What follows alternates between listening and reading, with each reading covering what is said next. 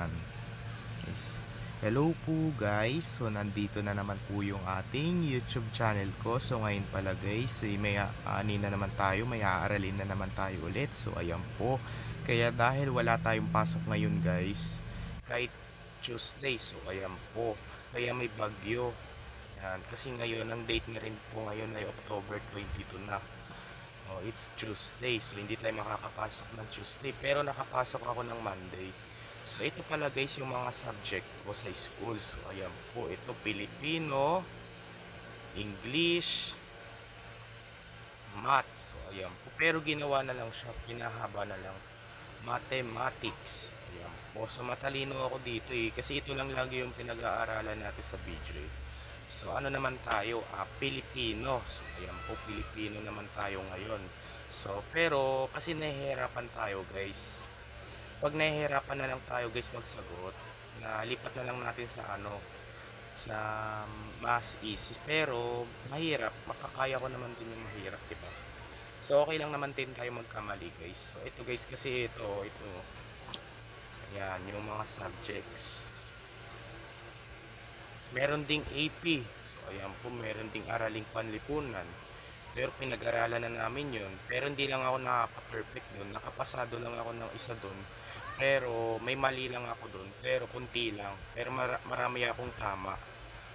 Doon lang sa may sa may, kasi ang sinasagot lang kasi namin doon ay letra lang.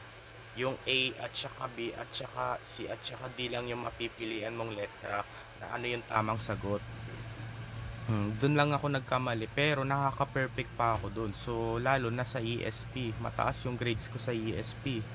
So ito na guys, so handa na kayo. So tara, aralin na natin, sasagutin na natin guys. So may sasagutin tayo ngayon guys. Ito Filipino 3. Filipino 3. Yan. Guys, so isa lang na muna yung sasagutin natin dito sa Filipino guys. So ito papakita ko sa inyo. Ayan guys, so yung ayan yung pinag-aralan namin.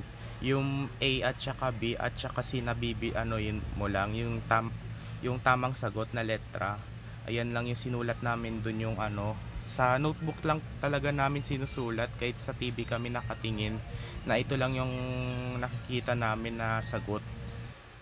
Sinusulat na lang agad namin yung letra dun sa notebook kung ano yung tamang sagot. Ito may mapipilian na letra. Ayan. Ito na guys. So tara, let's do it na. So simulan na natin. So aralin 1. So ito pantig at salitang hiram. So ayan po, pantig, salitang hiram. Ano kaya yun? So ayan po. So pa-comment na lang muna. Ito balikan. So ayan po, nakabasa ay balikan. So ito na guys. So babasahin na natin. Kasi galing to sa sa school namin si teacher nagbigay nito sa akin para dito ko aralin dito ko po pa bubuloy tayo guys, para dito tayo mag-aral sa Taguig sa may bahay pala namin.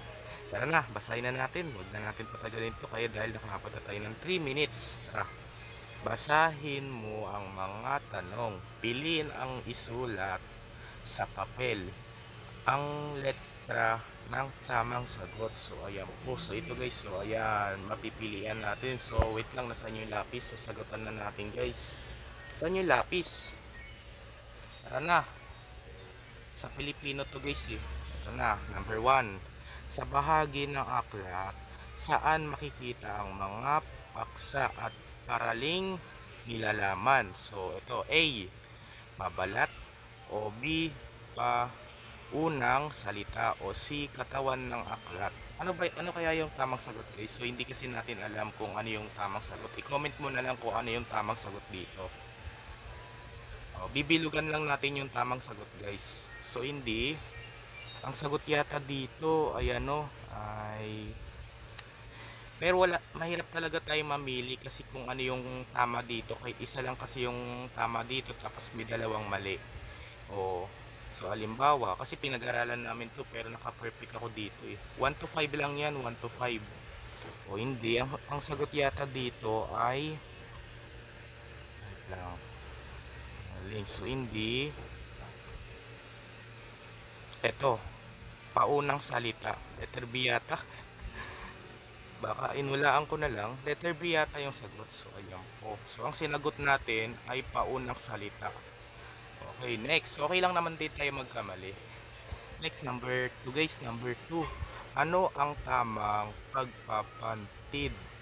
Ay, hindi pala. Magpapantig ng salitang pabalat. Okay. A. Padlat. O B. Pabalat. O C. Pabalat. So ano yung ano, ito pala guys, alam ko na to. So yung aanapin lang pala natin yung tamang spelling dito. Ito sa letter B, tama to. Tama yung spelling. So kasi tatlong pantig yan eh. 1, 2, 3. So ayan po, ibig sabihin, letter B ulit ang sagot dito. Bibilugan natin ulit ang sagot. So next, number 3. Ilang pantig meron ang salitang glossary. So ayan po, glossary. Okay, so alam ko yun, glossary. Tatlo, letter B ulit. So ayan po, ang galing ko talaga sa Pilipino. Next, tama ba ako? I-comment mo nga dyan. Next, alin sa mga, ay hindi pala, alin sa sumusunod ang salitang hiram? Ala, A, index. B, bibliograph page. Di kasi hindi ko alam kung babasahin to eh. Okay lang yan, bubulil tayo. O C, karapatang ari. Ano kaya? Salitang hiram daw eh. Ay nako, inulaan ko na lang. Letter C. Okay lang yan guys, magkamali tayo. Next, number 5. Okay, naka 6 minutes na tayo sa video guys. So may nakita na naman kasi tayong over sa 10 minutes eh. Okay, next, number 5. Makikita sa index. Okay, ang talaan. So ayan po, talaan ng mga pagsang nakaayos ng alpabeto. Piliin ang salitang hiram.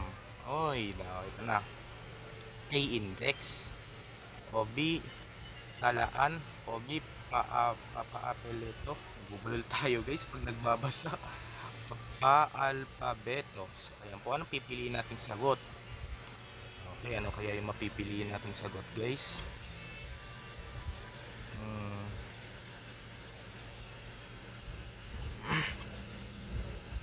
Ito, letter C. Okay, letter C kasi niram niya yung ano eh, yung P at saka eh, kaya hiniram niya. So ibig sabihin C ang sagot. So tama ba ako guys? I-comment mo nga ulit kung C yung sinagot ko sa number 5. So ayan po. So nakailan kaya ako dito sa ano, sa 1 to 5 guys? B sa number 1, B sa number 2, B sa number 3, C sa number 4, tsaka C sa number 5. So, ilan kaya ako dito? Baka naka 4 over 5 lang talaga ako, naka 3 over 5, o naka 2 over 5, o naka, ano, kung naka 1 over 5 ba ako dito? O, ano ako, o naka 5 over 5 ba ako dito? Baka pasado ako guys dito. Baka naka 3 over 5 lang ako dito, o naka ano lang ako dito, naka ano lang, naka 4 over 5. Hindi ko alam kasi guys, i-comment mo na lang kung nakailan ako dito, kung 5 over 5 ba, o 4 over 5, o 3 over 5, o 2 over 5 ba, o 1 over 5. Kasi pag 1 over 5, o bagsak ba yan, o pasado or perfect? So baka pasado yan. Yan, so yan po guys. So dito na lang po tatapusin ang ating video vlog guys. Bubulol tayo. So i-like and share and subscribe mo ako guys para lagi kayo updated sa susunod kong video na in-upload. So ayan po, bye, yun lang.